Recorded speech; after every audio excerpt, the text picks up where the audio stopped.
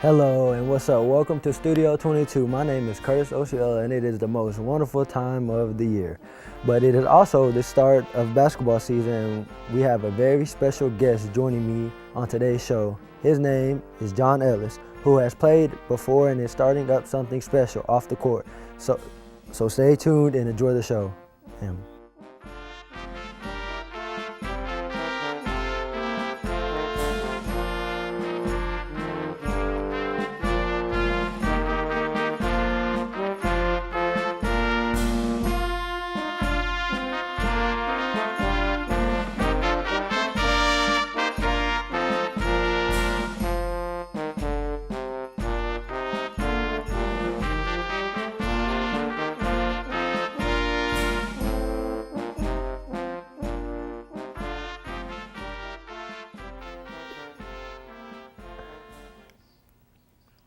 Hello and welcome back to the show. Today I have John Ellis with me.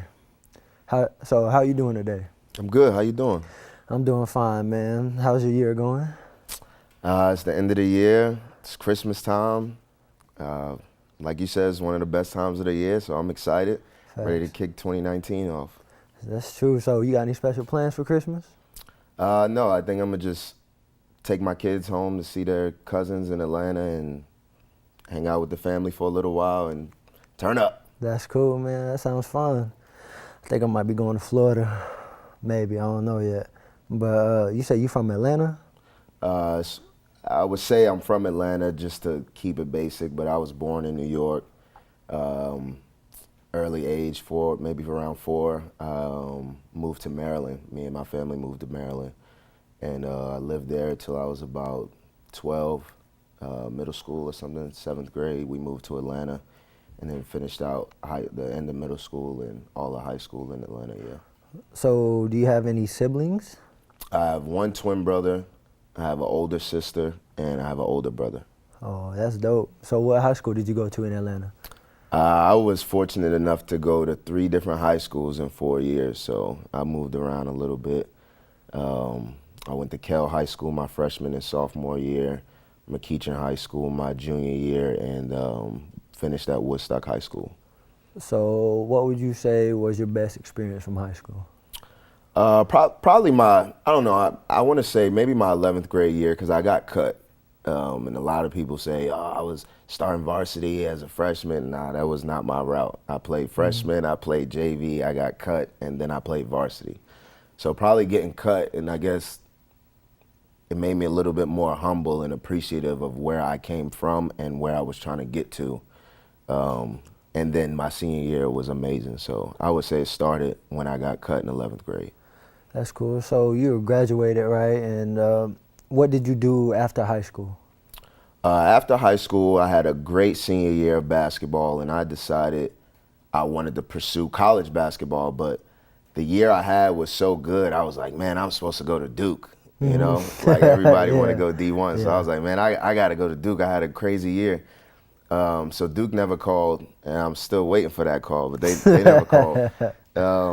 So I just knew by the end of the summer, if I didn't get a scholarship that I thought was worthy of the way I played, that I would join the military. And so I had a couple mid-major, no, it was D2. I had a couple D2 scholarships on the West Coast, and I've never been off the East Coast. So I was like, there's no way I'm going to whatever side, you know, I've never been that far away from home. So I was like, no, I'm definitely not going. And so I decided to join the military. And from there, that took me on my route. Yeah, so how was the military? Like, what did you experience? What was the worst experience in the military for you?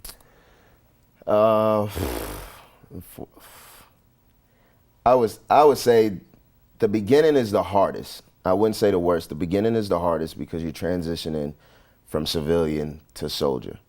And that's not as easy as people may think it is. I mean, you are completely dedicating your life now to the military. And, you know, they basically have control over what you do. So you might want to sleep in, you know what I'm saying? Yeah. And you can't now. You have to be up at a certain time, and your bed has to be made a certain way. And, you know, everything's have to be dress and toe the line and all that kind of things that you wouldn't look at necessarily when you're at home. You think your room is clean and it's fine, and no, you know, they want the bed corners tucked and all that kind of stuff. So that part was hard. I mean, it was a hard adjustment. Maybe the hardest part, I would say, besides basic and stuff like that, with all the physical things, it's probably having to do like ruck marches and stuff. I mean, you get a heavy 65 plus rucksack with your Kevlar on, your helmet, your gear, your boots, you carrying your weapon, and then we marching straight walk for 15 miles. So yeah, that's cool. Well, we're gonna get back to that, and we'll see you after this short break.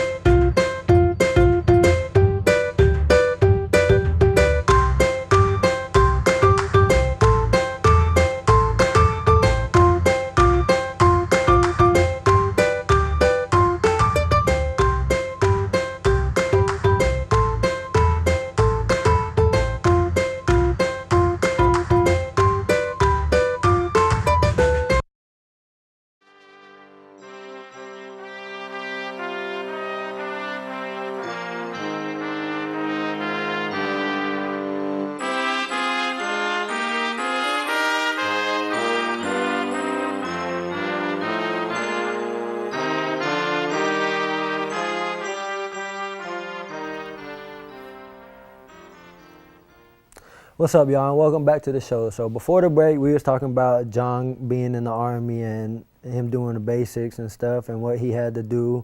So we just gonna pick up from there. You said you was carrying all that gear. That was how much? 65 pounds.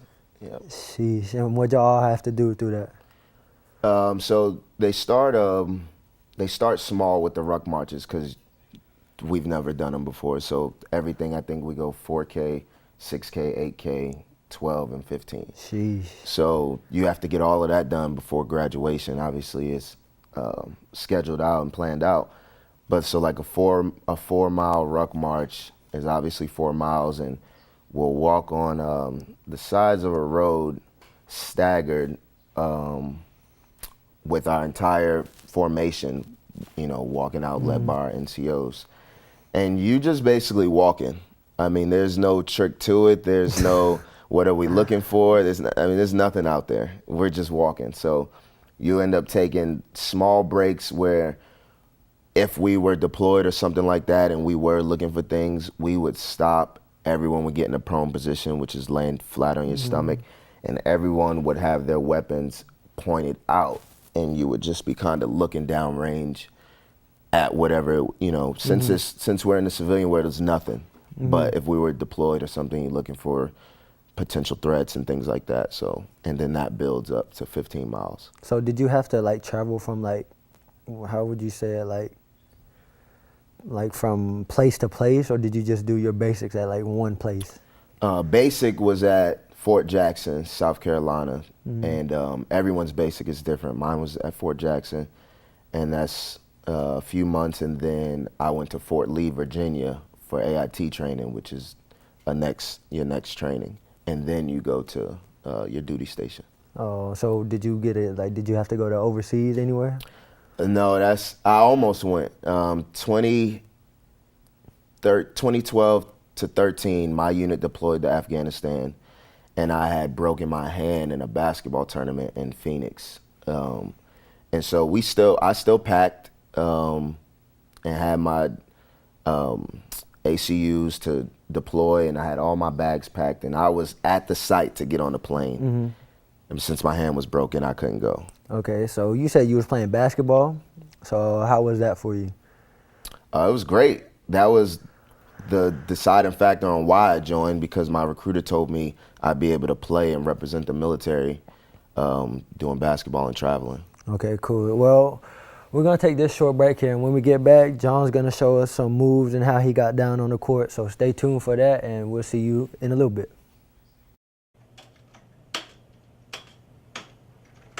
No, no, no, no, no, no, no, no, no, no!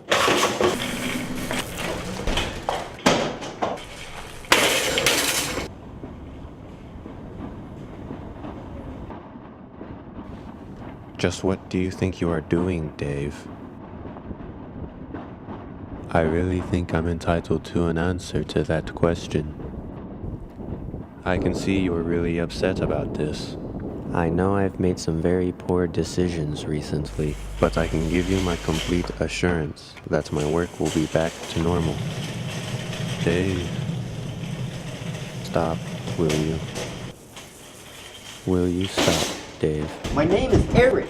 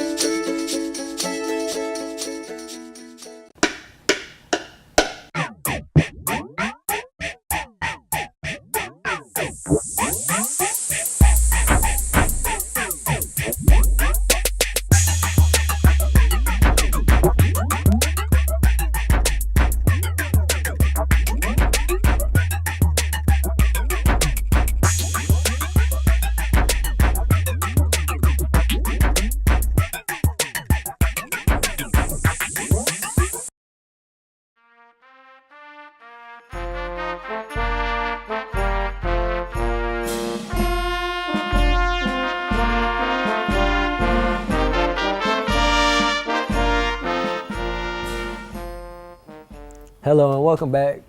Right before the break, we was talking about John and how he broke his hand and how he started playing basketball. So we just gonna continue from there. So you went to what was it, West Virginia? You said, Fort Lee. Fort Lee. And then that took me to El Paso, yeah. Oh, Texas. okay. So how did you break your hand? Like, what was you doing? Just being aggressive and tried to steal a pass and got my hand caught in a guy's jersey and yeah, broke my hand. The Army pay for that? Oh yeah, for sure. For sure. So I see you're wearing this JE basketball. What's that about? So I graduated and I decided to start a company, skill development company, just to basically try and give back my knowledge of basketball to not just the youth, college athletes or overseas athletes and things like that. So have you worked out with anybody like that's a big name so far? Big names, yes, but as far as known, probably not. You know, I mean, I have a lot of big name guys that's overseas doing great things, but a lot of overseas guys don't get known in the States like that, you know. So have you had any like recent camps lately or anything?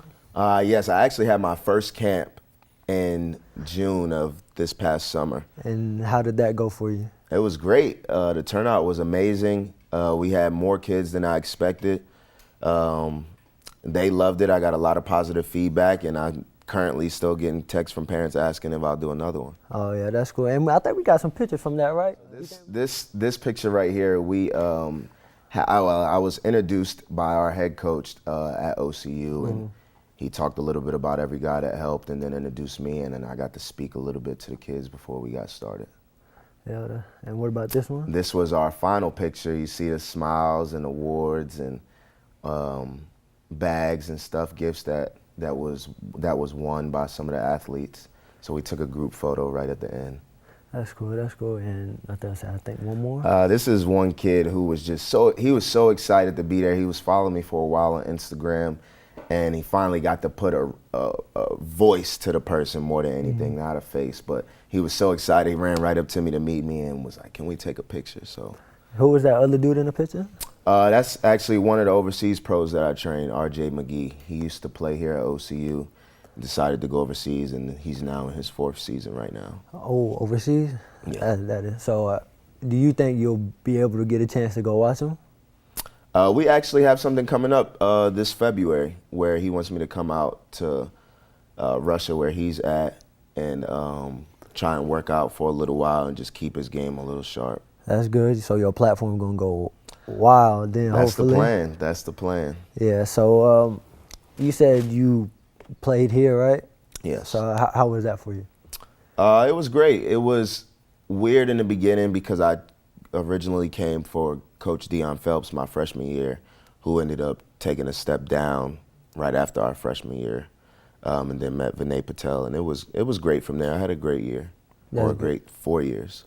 So this camp, are you going to have another one like it? Or Oh yes, for sure. are you planning like go like out of state with it, or like stay in Oklahoma? That's going to be the goal, long-term goal for sure, to be able to travel and run camps and things like that. I'm actually about to throw my first money tournament in Atlanta, Georgia, December 21st through 23rd. So I'm taking a little step up. So does your twin brother, does he play?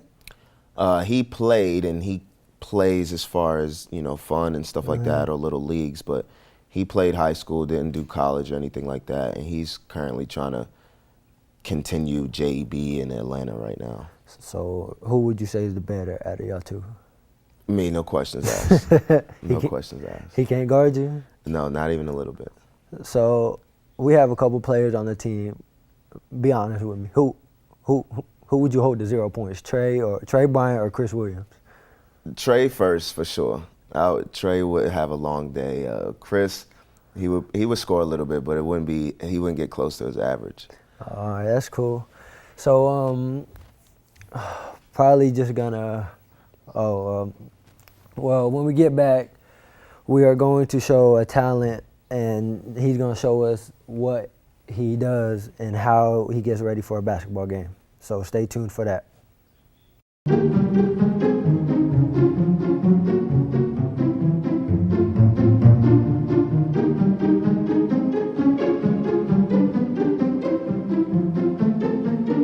Oklahoma isn't your room.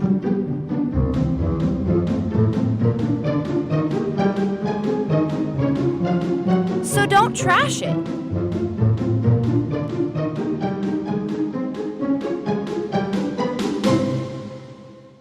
Some people don't think it's easy to be green. Audrey does it every day. Turn off appliances when they're not being used. Shut off the lights when you leave a room. Always recycle paper. Recycle plastic, too. Today, Audrey did her part in helping those who conserve. It's that easy. Have you done the same?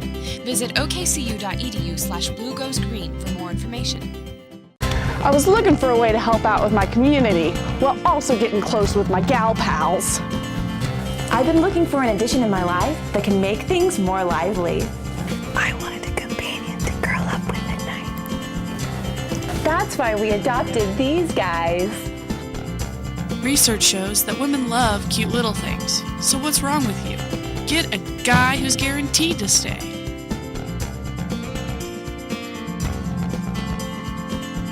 There are plenty of teams in every sport that have great players and never win titles. Most of the time, those players aren't willing to sacrifice for the greater good of the team. One thing I believe to the fullest is that if you think and achieve as a team, the individual accolades will take care of themselves.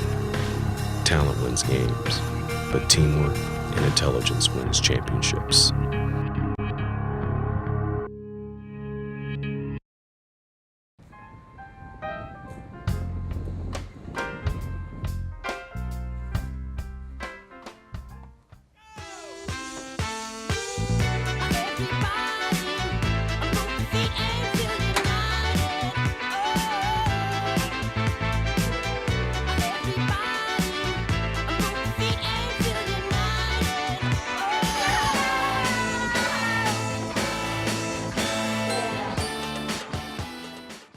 Hello there, folks. It looks like a beautiful day today at Oklahoma City University. On the north side, we have a 100% chance of support and hard work as the sports teams make some wins. And And on the east side of campus, there's a front of beautiful music and performances coming in, so you can look forward to that. And on the south side near the quad, we're seeing a high chance for students relaxing and soaking up the sun. I'm seeing some hammocks too. And on the west side is getting a strong breeze of Z's. Students in dorms catching up on some sleep after some schoolwork. I'm Cameron Calloway. Enjoy the OCU weather.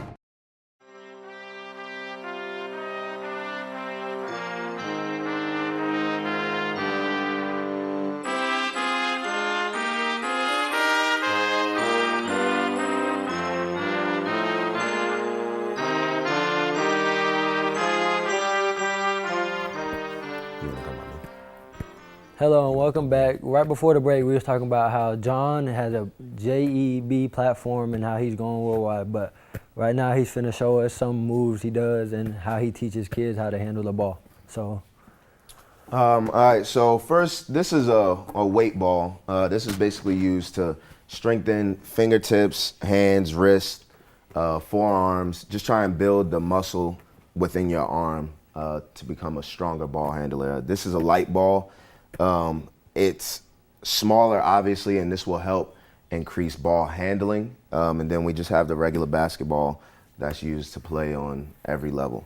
One of the drills that I like to use the most, you can stand on this side, Chris, it's just a build-up drill. We'll have Chris, our demonstrator. We normally start with the heavy ball. Chris is just basically gonna do a build-up, and we would normally do from the free throw line to the baseline, where I'll change up the moves. And we'll start with a simple between the leg crossover from the baseline to the free throw line, and we'll be in movement. So Chris will go from the baseline to the free throw line. Go ahead, Chris. Doing a between the leg crossover as fast as he can and trying to keep the ball as tight as he can. And then on the way back, he would switch. And so the buildup comes where just imitate coming back on the second buildup. Okay. And we'll do additional crossovers in between. So I'll say, all right, you got double cross. So you'll go between the legs and have a double crossover between double cross. And then alternate. There you go. And then we'll build up as well. Cross. Between triple cross, all cross. Between triple cross, between triple cross. There you go. And then he would switch and come back. And as we build with that, we would swap balls so that he can now start building strength and speed within his handles. So switching balls, you said that's a heavy one. This one would... That's the regular one. So it would help him have more control over it? Right. As we keep building with the light and the heavy ball, once he gets back to the regular ball, he'll be able to now pound the ball stronger and handle it better and have more control over it. Okay. So that's why we swap and switch through balls. And doing this repetitively just helps muscle memory? Or? Yep, the repetition just allows you to keep that control, and you never know when you're gonna have to get in your bag, I guess that's what they say now. And what's this little ball for? This is just to help with ball control. So if you can dribble this ball around and control this ball, then when you get to your actual size ball, you'll have even more control over it. That's cool. Well, thank you, John, for showing us that, and we're gonna take this short break and we'll be back with you here in a little bit. No, no, no, no, no, no, no, no, no, no!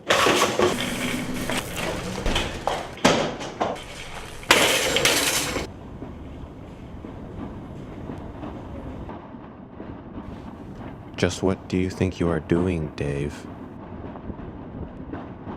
I really think I'm entitled to an answer to that question. I can see you're really upset about this. I know I've made some very poor decisions recently, but I can give you my complete assurance that my work will be back to normal. Dave, stop, will you? Will you stop, Dave? My name is Eric.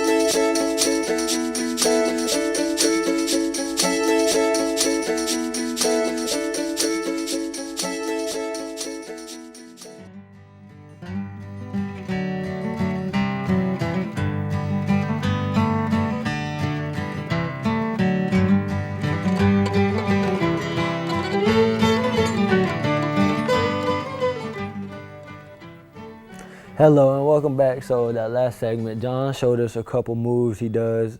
I guess you could say he called it his bag. He gets in, but so did you hit any other moves on the court?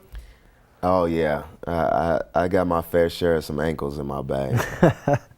Even in college? Yeah, for sure.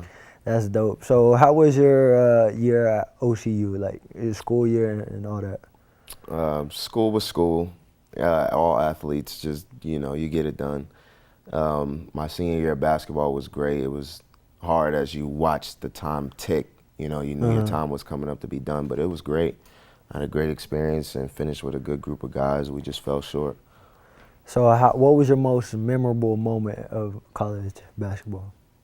Probably one of 2 game winners that I hit. One that was probably the most memorable. The game before the game winner, I had actually lost the game for us, and there was no time to really dwell on it. And we played the very next 2 days. We played 2 days in between, so basically 36 hours, 24 whatever hours turnaround. We got to Central Christian and then got put in almost the same position that I lost the game in, and then I won the game with a game winner. So that was great. It was a floater or what? Yeah, I shot a floater going to the middle of the paint right over this like 7-foot giant. It was crazy. He was 7 foot? Yeah, it was crazy. Seemed 7 foot. I'm 5'7". So what was your major when you was here at OCU? It was mass communication, advertising track. Oh, so who was your favorite professor? It'd have to be either Bruce or Andy, but I didn't have Andy often. He was just the coolest out of all of them. Yeah, that is true. He is our cool. He's our cool professor. So you said when people develop these, I guess use these, and they develop their muscle memory, does that take them a long way if they keep doing it, or how does that work? Yeah, because as you get older and then progress through the levels, it gets more physical. Guys get faster. Guys have better anticipation. So as you continue to do these and just prep for what can come, then you'll be ready for almost anything. Oh yeah. So how was the practices? In college? Mm-hmm. I've never been through anything like that before in my life. If you didn't wear your long sleeves or bring your A game or your trash talk, you were the guy eaten alive in our practices. I mean, everybody left with blood. We had broken fingers. I had my tooth chipped. All of the above. So it was a real war in practice every day. What was the drill you hated the most? We had this drill called 40-second shutout, and it was a love-hate drill. So you just had to tough through it. Yeah. Well, thank you for being on the show today, and everybody have a very special Merry Christmas, and we'll see you next year.